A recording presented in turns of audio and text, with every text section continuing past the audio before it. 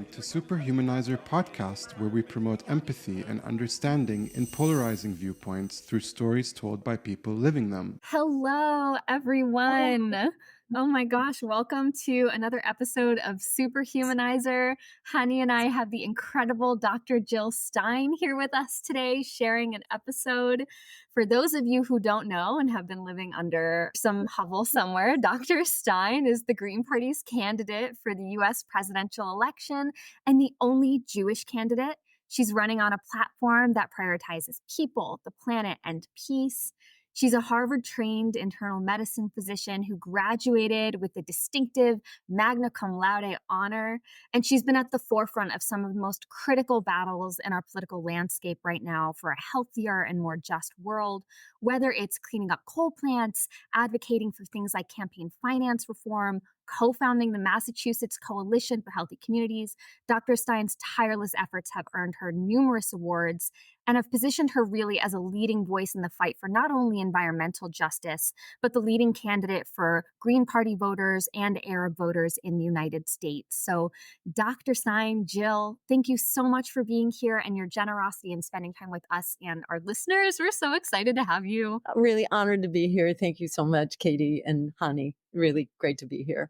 Thank you. The excitement really is like overflowing, and we like to start with a game called What Brings You Joy. So would you play that game with us? Oh, for sure. I would love to.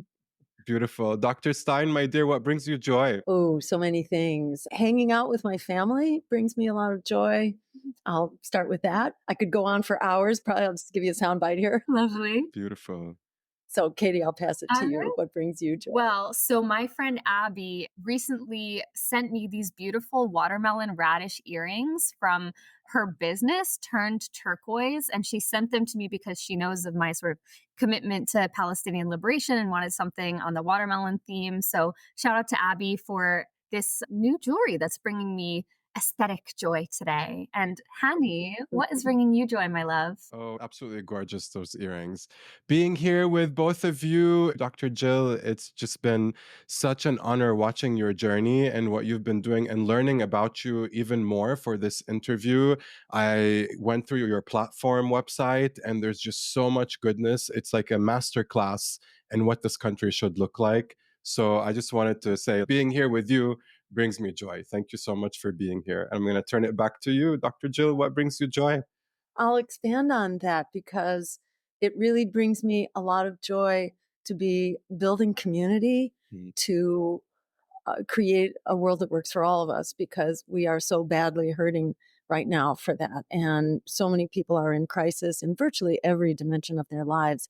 And I think of this campaign as really community building. And in a way, it's deep spiritual therapy for what's missing in our lives. And whether it's having conversations like this with humanizers, superhumanizers like you, which is really the order of the day and what we need to be doing in all areas of our lives, or whether it's out at community meetings on the campaign trail, which often turn into these very sharings, really emotionally charged sharings.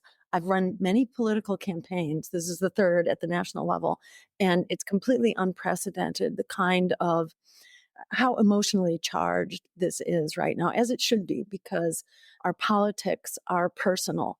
They impact our lives in a huge way, yet we as ordinary mortals have really been locked out of the political process. And it is so healing to discover our power and assert our power and basically demand that power of democracy to make our lives better.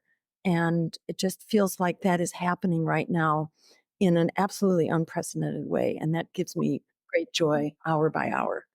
That's awesome. Thankfully. Mm-hmm. Fantastic. Passing it on to you, Kate. I'm going to take the beauty and depth of what you just shared and scurry right back up to the surface level, because I think as I've been sitting in the depth of pain and grief and crisis of this current moment, I've also needed moments of pause and to experience a more shallow kind of joy. And I have been watching the show Sex and the City for the very first time as a 30-year-old woman. And is it regressive? Yes. Are all of their goals just to find a man and that is exhausting? Yes. Is it also some of the most entertaining television I have ever seen in my life? Yes. So when I need to step back and unplug from felt pain for a short while, I've been enjoying Sex in the City. Yeah.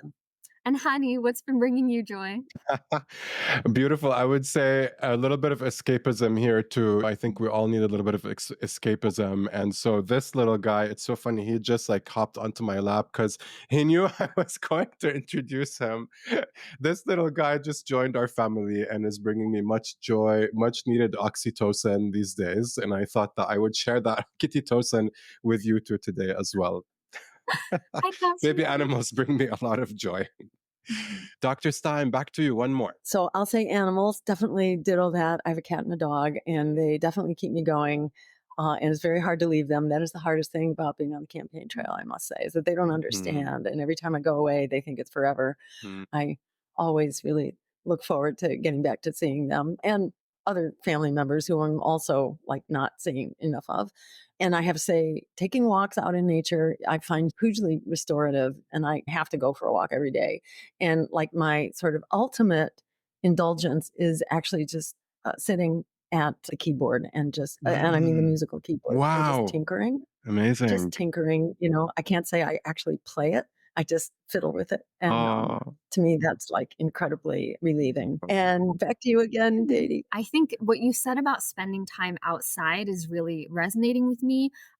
I've been thinking a lot about this idea of activist geography and digital geographies and the way that space and place change based on where we're feeling our empathy. And so sharing space with other justice oriented folks has been really facilitating my joy. And not only space in person with community members, but digital spaces, and like acknowledging how sometimes through empathy we bring Palestine into our living rooms, or we reach across community through this online sphere. And so this idea of space sharing has really expanded for me over the last 11 months. I hope in a way that is like tangibly impactful to my activism for decades to come. So that is bringing me a lot of joy. And honey, what is your third share? Wow, I'm really loving this circle. I would say, similarly to you, so many of us coming together into this space, and especially following people like you, Dr. Jill, the narrative is finally changing. There's so many good people that are able to speak to the narrative with profound eloquence. It brings me a lot of joy and hope to see the narrative change and also be led by heartful people like you, Dr. Jill, and of course also like you, Katie, in the social media space. There's just the narrative is really becoming more human and humanizing, like you said, Dr. Jill. So I'm really grateful for that. Beautiful. Yeah. Thank you for that game. Thank you. Yeah. So we really want to get more of a background of how this came to be your work. So tell us about you, about where you're from and your upbringing as an activist. It just dawned on me the other day that I was born on Mother's Day back in 1950, actually, and it became, in a way, it became destiny because I just had this intensive bond with my mother and really wanted to make her happy and fulfill her frustrated dreams as a first generation Jewish immigrant at the cutting edge of a very changing world. Her family had fled pogroms in Russia. I was born just after the Holocaust in a Jewish community attending a synagogue, which I loved as a kid. I was in the children's choir, and just all the ritual of it was really, I think, meant more to me than anybody else in my family, which really was not very into the trappings of religious practice. I really got into it as a kid, dealing with the Holocaust, and like helping my mother, I think, deal with the Holocaust was actually a big thing for me. And I made peace with the world based on the notion that we were not going to let this happen again. It just wasn't going to happen.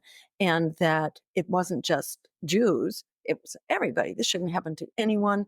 And further, that responsibility was not just in the hands of the perpetrators of genocide, it was also in the hands of bystanders. So it like gave me this intense, which is shared by lots of Jews in my generation, as well as well, others in touch with their humanity, who really take social responsibility very seriously. And it kind of became my framing.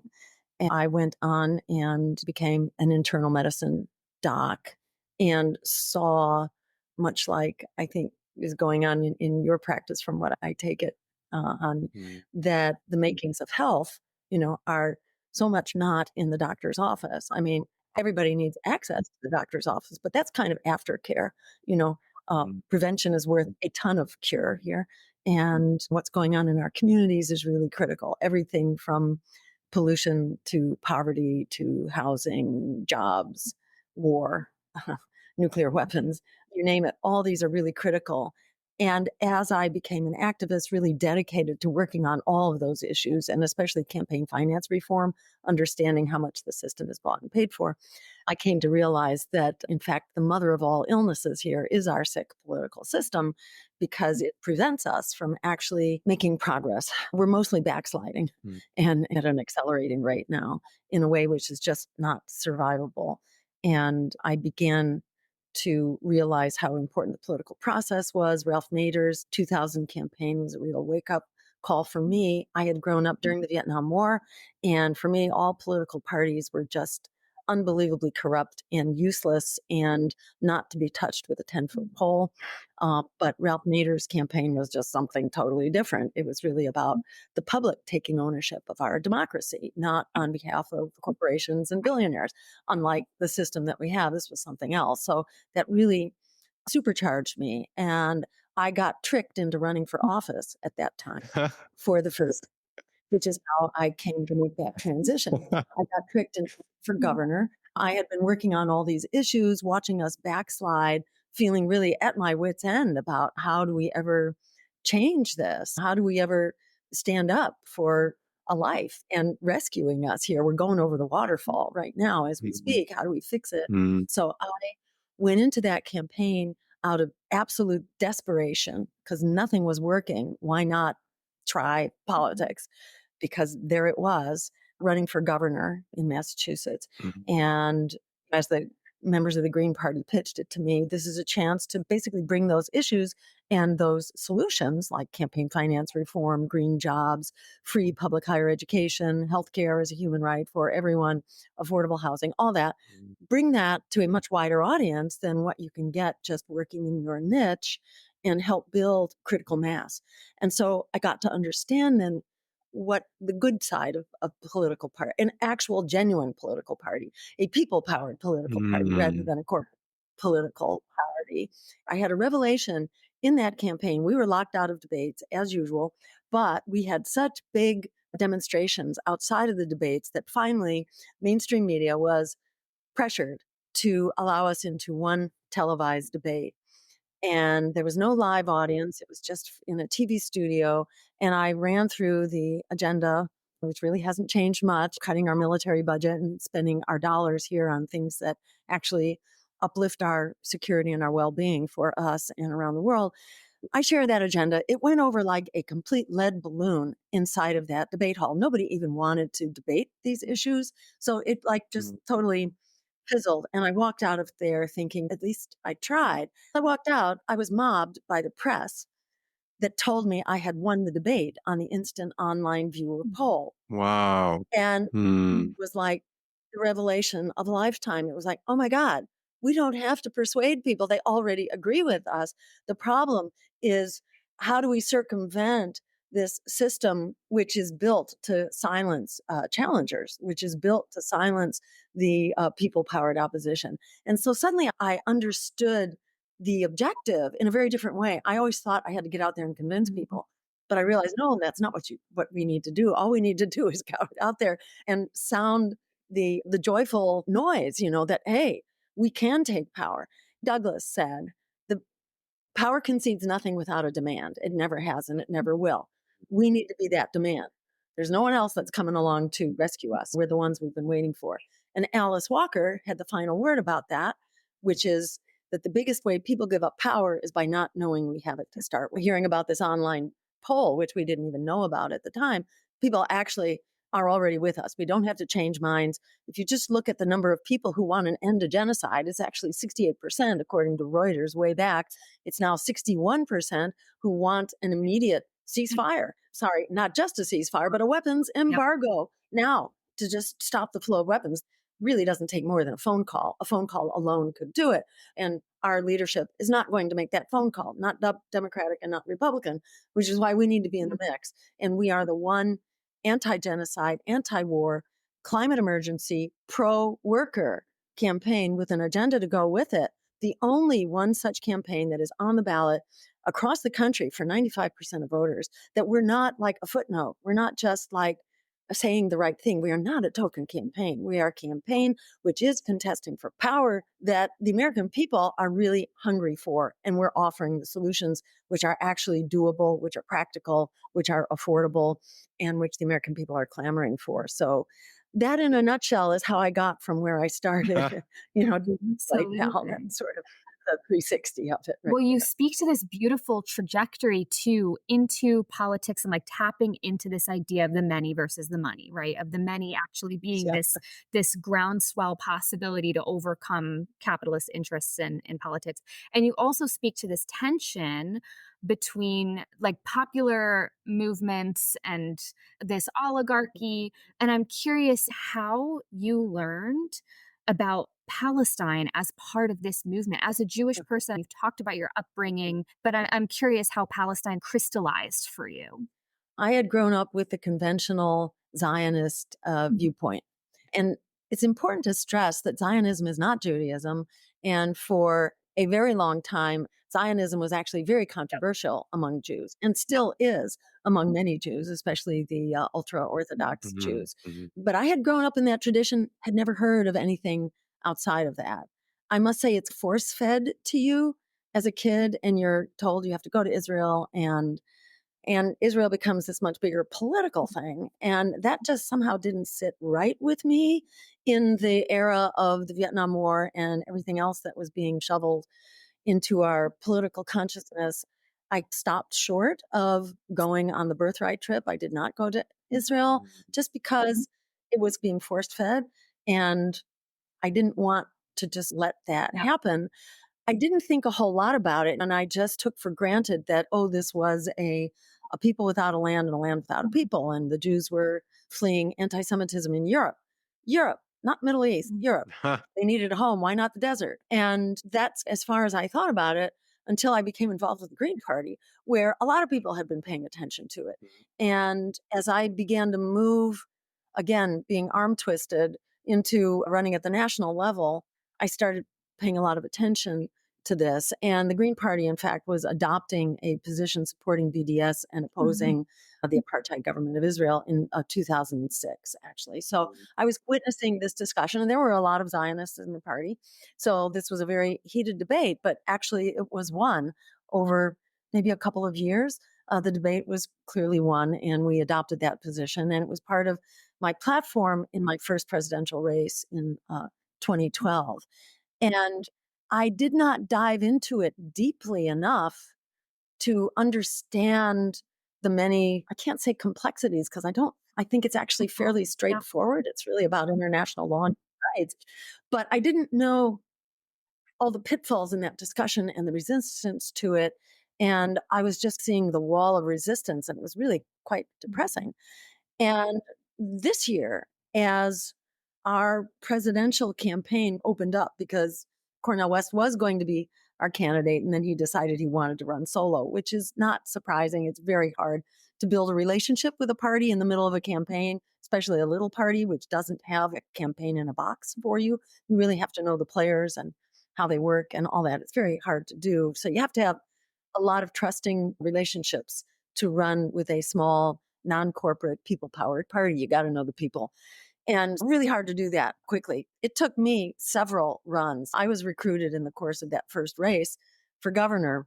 Really didn't work with the party at all because I didn't know how to, I didn't know who to trust, and it didn't work. So I was running parallel to the party for several races until I began to understand how it worked and all that. And then it was really great. So it's not surprising that Dr. West wanted to continue running solo. He's not been a party animal in the past. But that was as the genocide was really developing. And it became so important to me. I was being recruited to fill that role. And I hadn't planned, my family had not planned. We were not going to say goodbye to me for a year so I could run this race a year or longer, who knows, to really fight this battle. But as I began to realize the fact the Greens have ballot access. We are the only people powered party, and I recently researched this again. We're the only people powered party that has been able to maintain ballot access for a series of decades, actually. All other people powered parties are wiped off the political map within a year or two. This has been the case ever since the rules of ballot access were changed in the early 1900s as part of the Red Scare in order to lock out the socialists, which was effective. It locked them out, and it locked everybody else out except Democrats and Republicans who were basically grandfathered in. It's not easy to run this kind of race, but I realized we have that ballot access. You can't buy it now. It's way too complicated, very difficult, and expensive. We have the infrastructure to maintain it, but if we don't maintain it, we're going to lose it. And in this race, it was and is really critical that we challenge empire and the genocide, which is the ultimate symbol of that empire. We cannot challenge empire unless we are on the ballot pretty much across the country. Otherwise, mainstream media will not touch us with a 10-foot pole. So I realized this is it, basically, for challenging genocide and empire in this election. If we are going to inject these issues into the race, we have to be there full bore across the country. And the Greens are the only one who can do that. We only had 3 weeks when we heard from Dr. West that he was moving on. We had 3 weeks before we had to meet critical deadlines, starting in California, which you could not buy with millions and millions of dollars to get on that ballot. It'd be really hard if we lost our ballot access. So we had like zero time to mobilize and pull together all the administrative hoops you have to jump through in order to qualify for ballot access. There's a lot we had to do. So that's how it came to pass. And it had everything to do with standing up and ensuring that there will be an anti-genocide, anti-war voice in this race. And for anybody who's not part of this team, you can join us at jillstein24.com. Please do that, because this is it for fighting back against genocide. And it's so critical that we not be bullied into endorsing genocide. That is what you do if you vote for either the Democrat or the Republican or RFK. He's going to be on the ballot in a lot of states. 3 genocidal candidates. And we should not be bullied into affirming genocide. That's what you're doing when you vote for genocide. You are endorsing it. You are enabling it. We have to stand up with the knowledge that we have the numbers to basically shut down that genocide right now if democracy prevailed here. So it's not only something we can do. In my view, this is like a moral imperative of our era. We can stand up and stop genocide. And however many votes we get, every vote, in fact, against genocide is a shot across the bow of the genocidal imperial foreign policy that Democrats and Republicans represent. It is a shot across their bow that we humanizers, we anti-genocide forces are standing up. We are getting organized. We are not going away. We are joining together for an unstoppable coalition in the heat of this genocidal moment. Amen. Amen to that. It's not going away, and we're here for the long haul. The sooner and harder we stand up, the quicker we will get to that new world, an America, a world that works for all of us. That's so beautiful and profound. I can't help see so many of these parallels between your story, Dr. Jill, growing up with this activism and also coming from your history as a Jewish person who in your ancestry has escaped persecution and hate, using that to fuel your activism today and your passion. Oh my God, you speak with such a passion about ending this genocide and what it means in terms of empire, and the parallels even with Katie's story and Katie's family and where her activism comes from. And it's just really a beautiful testament to Judaism and being a humanizer and caring out of knowing what has happened to you and your ancestors. And hopefully that is an energy that's infectious in this country, because everybody has some story where they had to overcome difficulty and use that towards activism. So thank you so much for saying that. Along those lines, your Green New Deal has been called the most comprehensive climate plan in history. You're asked all the time about the Green New Deal.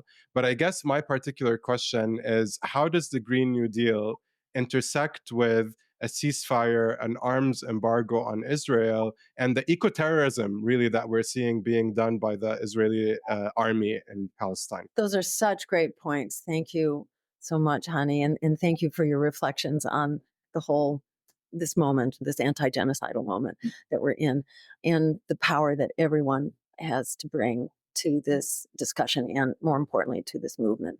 It really is so exciting.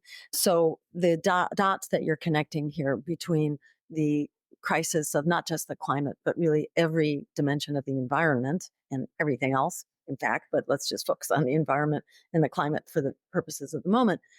War is the antithesis of a sustainable environment. War is destruction of the environment as well as the people. In fact, it's like the whole background here, the whole context is the destruction of whatever you want to talk about. It's land, it is wildlife, it is water supplies. The military itself is the source of so much pollution. This big problem we have right now with PFAS, for example, which is polluting so many water supplies now around the world. It's largely coming from military bases.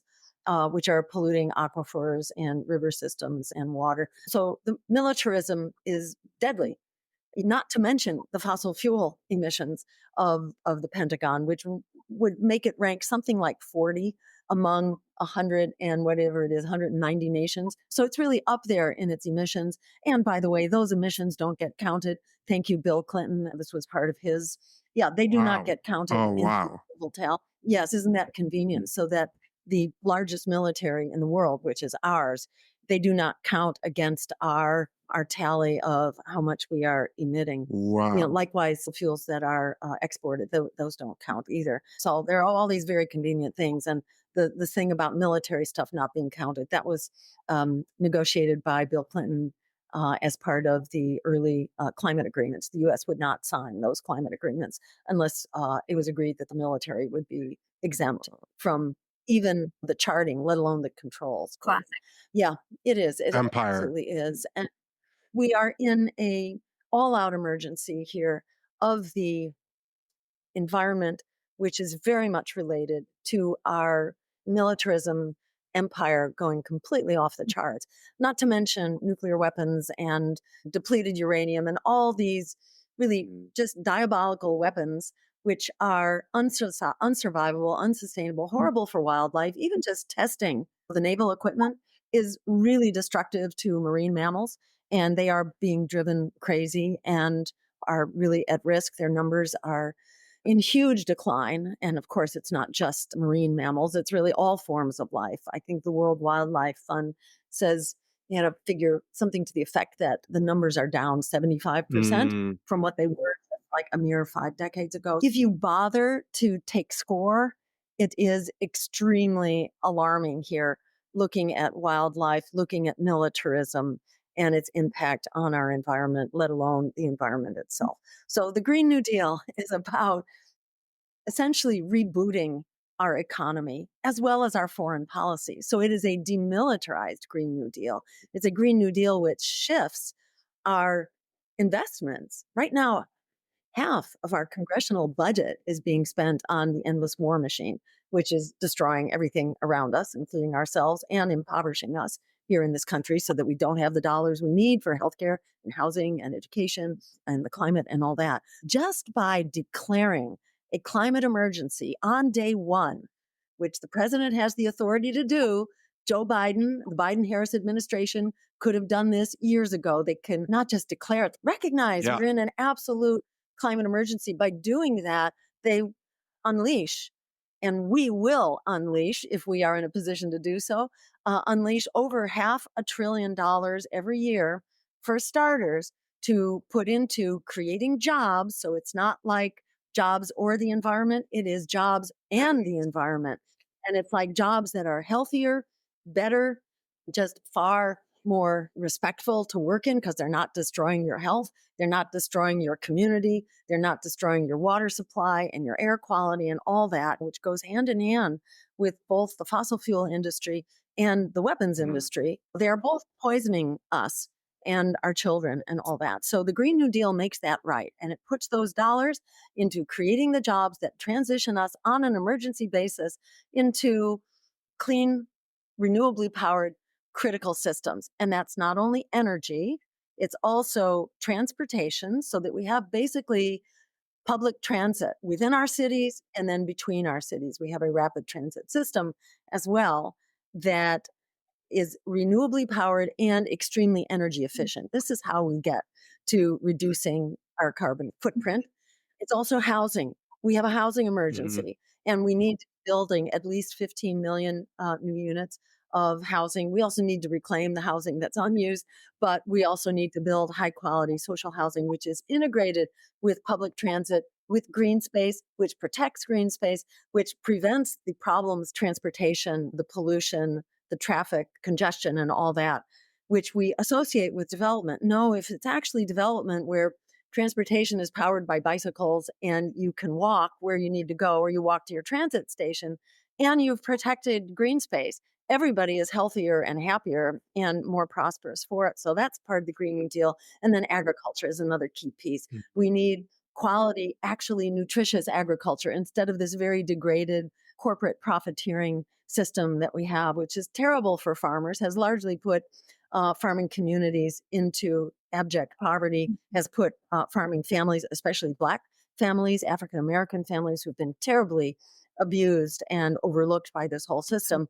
We need to basically shift our public dollars from corporate ag into people powered, sustainable, so called regenerative agriculture, which actually helps bring down the CO2 emissions instead of adding to it. And right now, agriculture is a major contributor, largely by way of animal agriculture and the CAFOs, the combined feeding operations, basically, which are extremely inhumane to the animals themselves. And with this kind of irony here, by abusing the animals, we're also abusing our health, because the nature of the nutrition coming out of these centers of animal abuse, who are also poisoned, by the way, our air and our water supplies. That's all around destructive. We need to move to a system. We can continue to have animal husbandry in a humane way, but it should not be the predominant aspect of our agricultural system. It's also very destructive for our health when we are eating largely this very degraded food being produced by the CAFOs and the other aspects of corporate agriculture. So this is a big fix. It's a big fix that moves our economy to where it needs to go and humanizes our communities and dignifies our Mhm. families and our communities with an environment in the big picture and in the local picture, with homes and neighborhoods and transportation and air and water and all that that we desperately need and do not have a future to speak of Mhm. whatsoever. So this is a win all around, and we can afford to do it. One of the ways, by the way, in addition to this $500 billion from the emergency, we're also cutting the military budget. We do not need to be spending as much as the next 10 big militaries all combined, which, by the way, amounts to $12,000 this year alone for the average household. $12,000 that you and your family are paying right now for this endless war machine, which only makes the world a more dangerous and despairing place.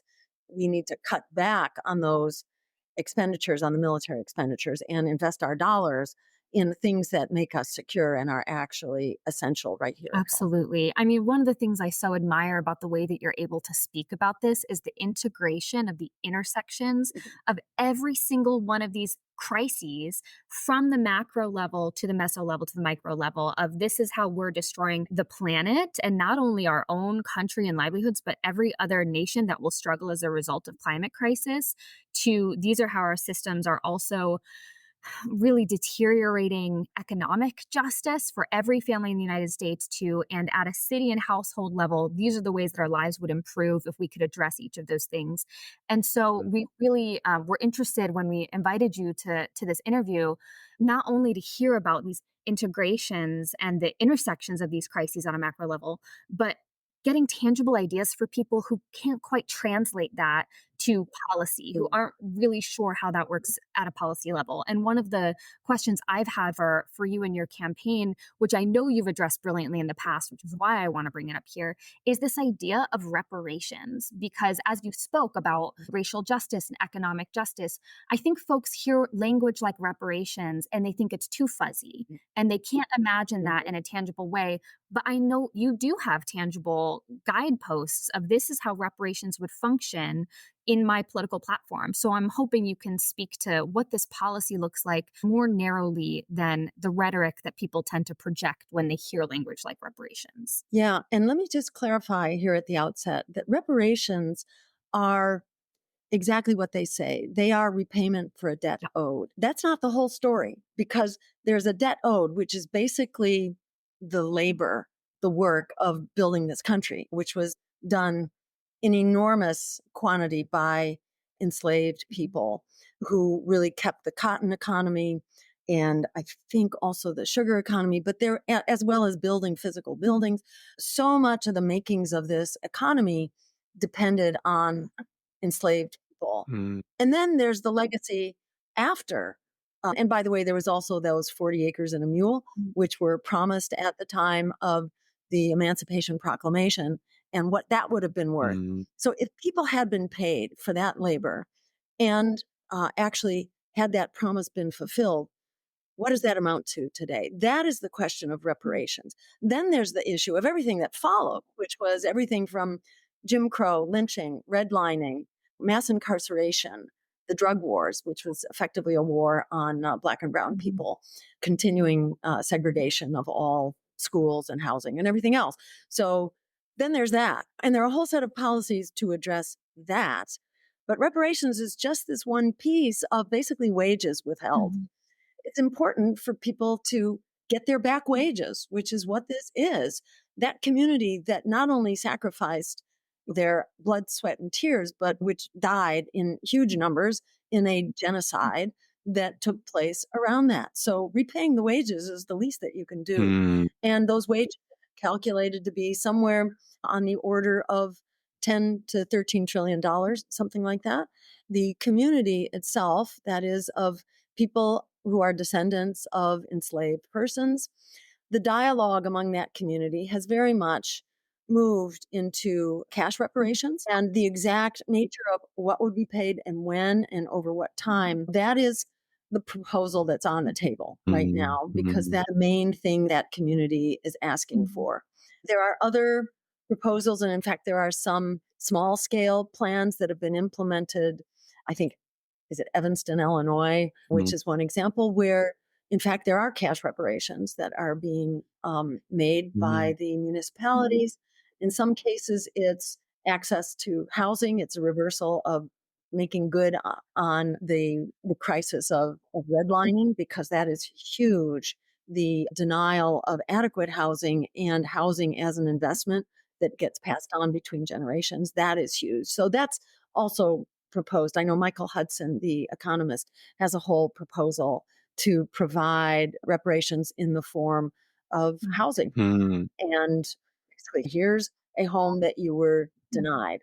There are pros and cons to each of these different routes, and maybe people should have a choice about what form they would like their reparations right. in. Do you want a house? Do you want the money? You Yeah. know, and so on. So there are many interesting discussions to be had here about how exactly this gets paid out. But there are clear options which we have. That's the reparations part. And then there's our agenda for Black liberation, which is things like controlling our police forces rather than having communities controlled by our police forces, Mhm, by eliminating mhm, racism and white supremacy from our police, which is a big thing, as well as militarism, as well as cop cities and the role of the IDF, the Israeli occupation forces, who are involved in these law enforcement exchange programs right now and are training many of our local police, which is why they become so absolutely brutal and inhumane. So it's really reforming policing and humanizing policing and understanding that community safety is not just about policing. Crime itself is very much a response to desperate circumstances. And so this is again about providing just the elements of livable and humane communities with quality housing, social housing that I mentioned before. We need to have quality housing as a human right, healthcare as a mm, human right, mm, everyone, ensuring that all federal policies are examined from a point of view of their impacts on racism, because we have a huge burden here in all dimensions of society. So when we're spending federal dollars, we need to be looking at the impacts. We need to be funding Yes. the historically Black colleges and HBCUs, which have been dreadfully underfunded for a long time. Oh, and of course, the drug wars. We need to legalize Mm, cannabis for starters. We need to exonerate and declare blanket amnesty for everyone who is a victim of this racist war on drugs, and for all people incarcerated for nonviolent possession and use. They should be out of jail, exonerated, and provided the supports to reintegrate, which is mm, another piece mm, our agenda for Black liberation, which is to have an entire department for Mm, reintegration. We need to end the system of mass incarceration, mm, which is so incredibly unjust and a real example of white supremacy because of the laws, because of the disparities that go into generating crime and all that. So we need to ensure, we need to not only stop the racial bias in our injustice system, but we also have to help people out of prison and to be reintegrated, provided jobs, provided reparations actually for time that should not have been spent in jail, mm. coming back into society with resources and with supports so that they can reclaim their lives, which have been really unjustly taken from them. absolutely. As you're speaking, I'm thinking about this metaphor of breathing, the inhale and the expansion, and the exhale and the narrowing. And so you'll speak about these topics, and we get this broad integration, and then you immediately narrow to a policy point. It's like listening to someone breathing policy. So thank you so much for being here. Honey, I'll pass it off to whatever question you want to ask next. Yes. Oh my God. I will definitely echo that from you. This is why we love you, Dr. Jill, because you're so eloquent and you take these complex ideas and then you really communicate them in a way that speaks to our hearts. And that's what's really important in all of this, especially when you talk about defunding or reducing the military expenditure. I mean, we know how much military glorification exists in this country. We know how hard it is to get people to wrap their minds around reducing that and the fear of us not becoming a superpower anymore. And a lot of what you talked about also is in the realm of inequity, health inequity. This whole field of diversity, equity, inclusion is about the 400 years of segregation we had in this country, the almost 100 years of actual apartheid laws that existed in this country, and the effects that they have today that we see on, like you said, housing, on generational wealth, on the people that were not given a leg up to reach other people in this country. In fact, a leg was taken away, two legs were taken away, whether that's Black people or people that are incarcerated or people that have offenses related to drug use that should really be abolished. It's archaic to put somebody in jail for marijuana or to keep them in jail if they were convicted of marijuana. For me, as a doctor practicing in primary care and mental health, and also particularly in addiction, and knowing that overdoses are now the leading cause of death for Americans aged 18 to 45, and they've doubled in the last few years. And we have a lack of resources for mental health related to that, especially for teens and children. Then you talked about homelessness, and shockingly, according to California's homeless data integration system, the fastest growing category of unhoused people are seniors whose fixed income from Social Security doesn't cover rent anymore and are homeless for the first time. And then on top of all of that, we have things like maternity deserts developing across this country. I'm in rural California. We had to shut down our OB department because of financial strain.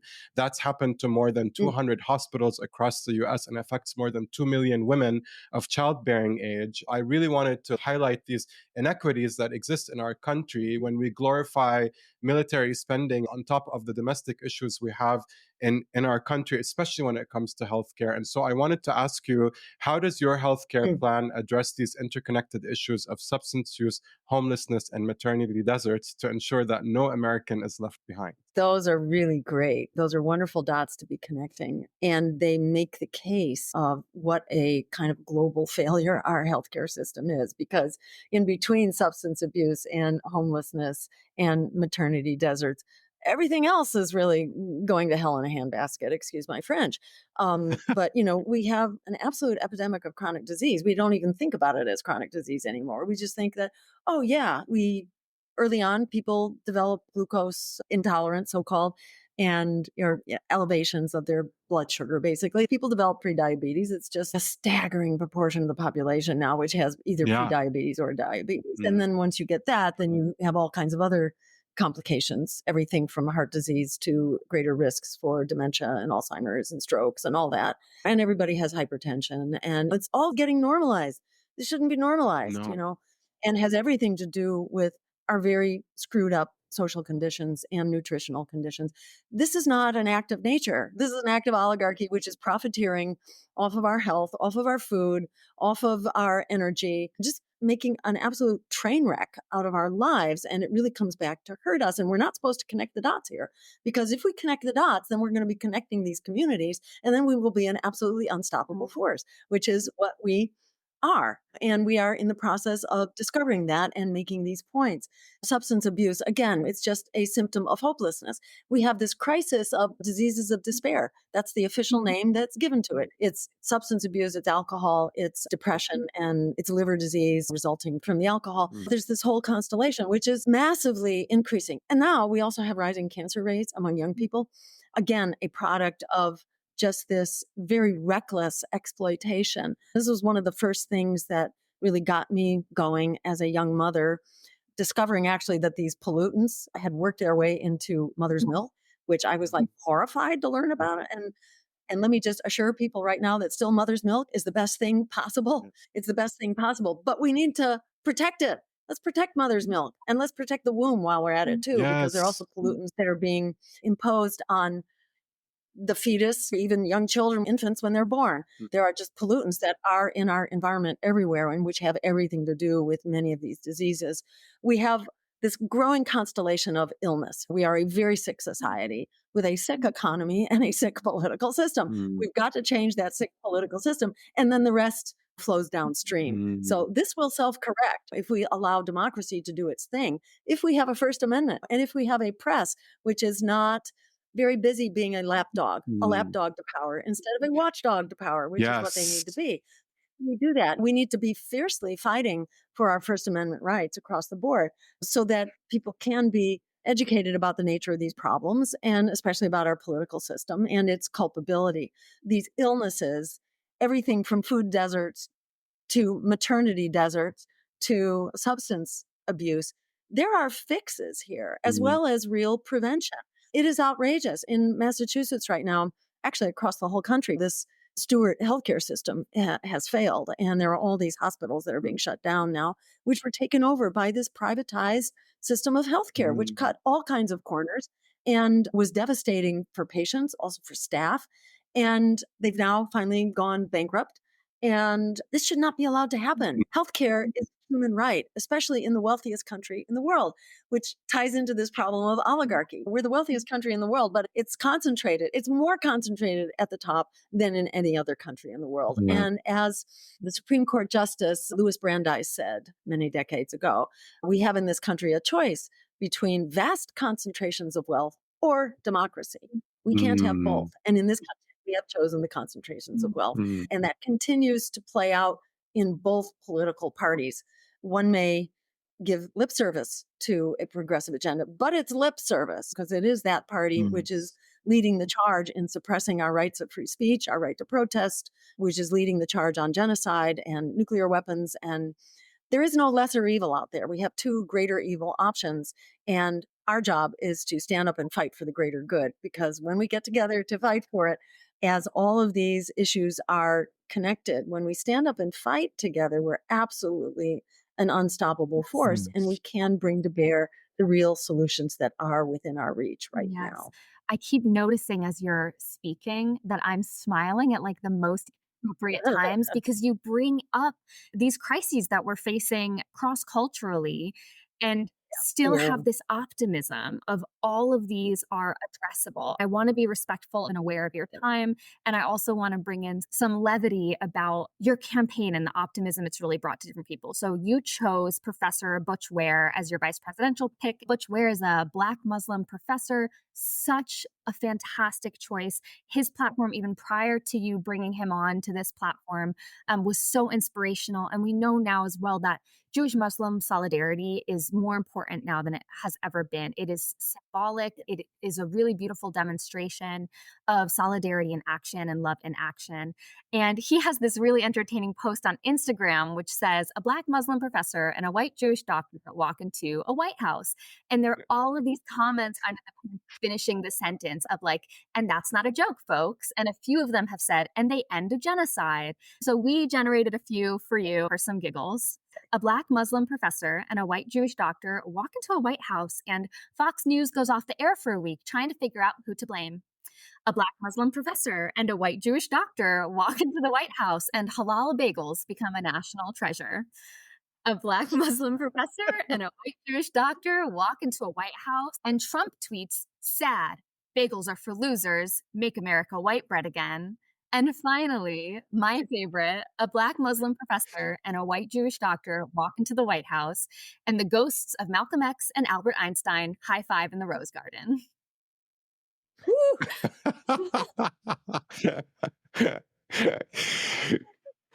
We just thought this We was just cute. wanted Love to it. A giggle.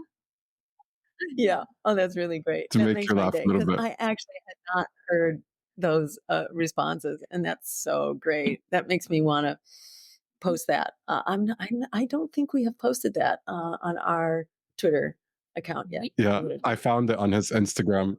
Yeah. Yeah, That's really great.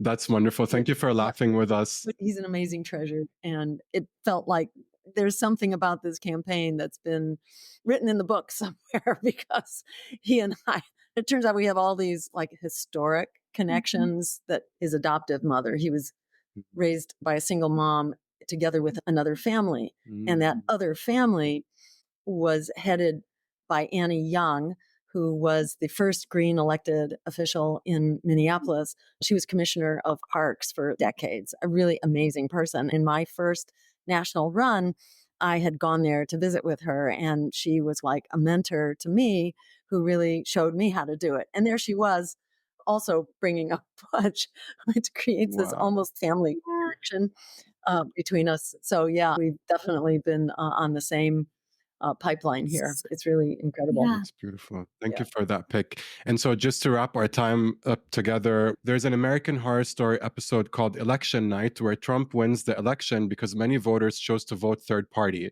It's been drilled into us in so many ways to vote either Democrat or Republican. What's your message to voters who are disheartened by the two-party system and feel like voting for anyone else would be equivalent to voting for the candidate that they don't want? I think, unfortunately, that's what most people are doing. They are not voting for a candidate that they want. They're voting for the candidate that they hate the least.